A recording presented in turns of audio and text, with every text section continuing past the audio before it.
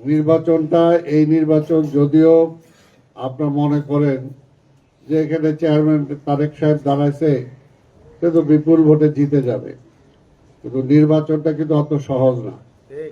কি বলেন? নির্বাচনটা সহজ না। এই জন্য আপনার কি সব আবার লঞ্চ করে ভোলায় চলে যাবেন না এখানে থাকবেন? চেয়ারম্যান যেহেতু নির্বাচন করবে বাবা, ঠিক আছে, চেয়ারম্যান নির্বাচন আজকে আমাদের এখানে আসে না যে আমাদের চেয়ারম্যান নির্বাচিত করবে সারা বাংলাদেশ থেকে, ভাই আমি এখানে নির্বাচন করব, কিন্তু তার এলাকাটা তো অন্যটা। কাজে আপনাদেরও তো সেটা থাকতেই পারে যে আমার চেয়ারম্যান ওইখান থেকে নির্বাচন করবে, আমরাও সেখানে যাই।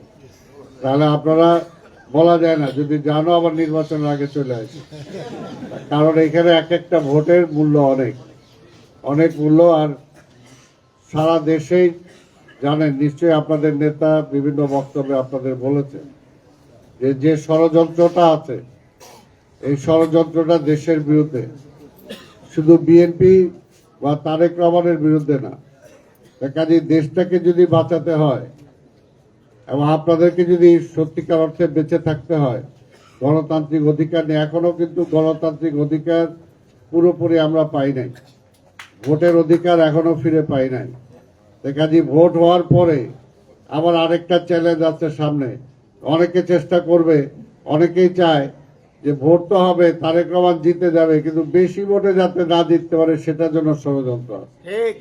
বিএনপি তো ক্ষমতায় যাবে, কিন্তু বিএনপি ক্ষমতায় গেলেও বেশি সিট নিয়ে যাতে না যাইতে পারে এটা ষড়যন্ত্র আছে। এটা এই কারণেই, কারণ তারা চায় একটা দুর্বল সরকার হোক।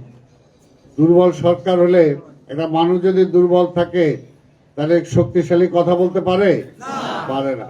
এই কারণে অনেকে চায় একটা দুর্বল সরকার হোক, যাতে কঠিন শক্তিশালী কথা না বলতে পারে, শক্তিশালী স্ট্যান্ড যাতে না নিতে পারে।